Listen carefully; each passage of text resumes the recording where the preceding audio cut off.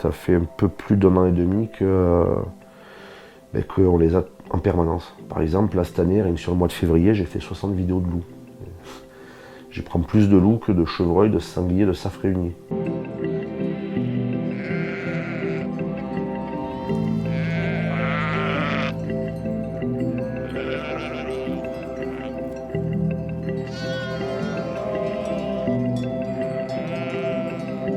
On voit sur les réseaux sociaux, dans les médias ou avec les associatifs, c'est toujours en fait cette négation de la réalité du terrain. Si les loups étaient comme on nous les a décrits depuis 30 ans, ça ne serait pas un sujet en fait. Ça ne serait pas un problème.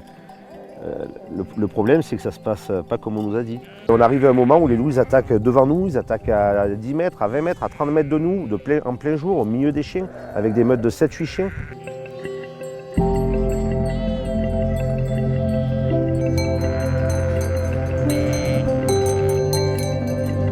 Habituellement, on est entre 1 et 2, 3 brebis maximum, et éventuellement entre 1 et 5 disparus suivant les années. Là, cette année, on a vraiment franchi un cap. On a perdu 20% du troupeau, soit une 50aine de bêtes, entre les disparus et les prédatés.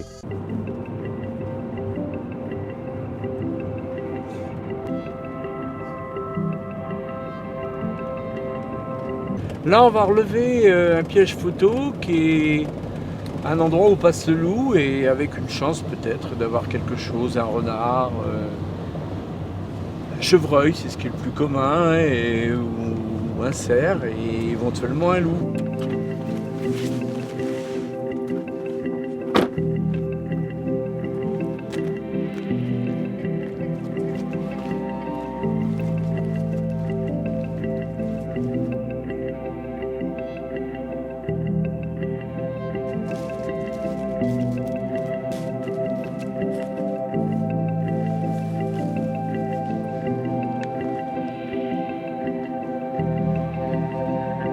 Oh, génial!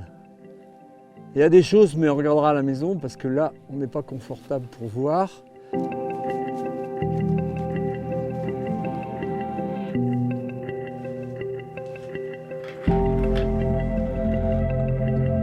Ah, génial!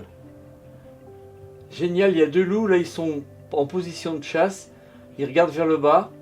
C'est peut-être le couple que j'ai déjà eu sur des vidéos.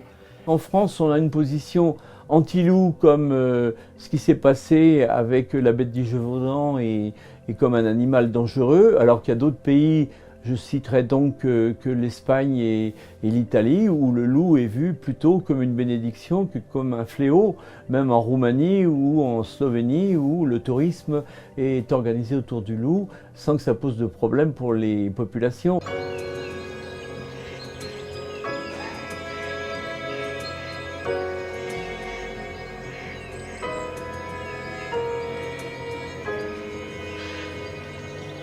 Qu'on envoie sur les chaînes d'abattage et qui vont être gaspillés, qui vont même pas être mangés, tu vois.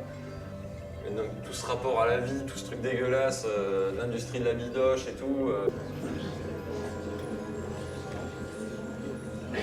Donc maintenant, dites-moi ce qu'on peut faire en tant que propriétaire. Moi, je vais dans vos maisons, je saccage vos maisons, je balance des rats dedans et vous direz rien. C'est quand même nous les plus impactés. Je veux dire, c'est quand même nous qu'on est tous les jours dans les montagnes. On vient discuter de la chose, on vient pas se taper dessus. J'ai pas amené je le dis en rigolant que j'ai la batte de baseball dans la voiture, c'est pas vrai. Il y a 40 ans, on vivait sans le loup, on se portait très bien. C'est rigolo.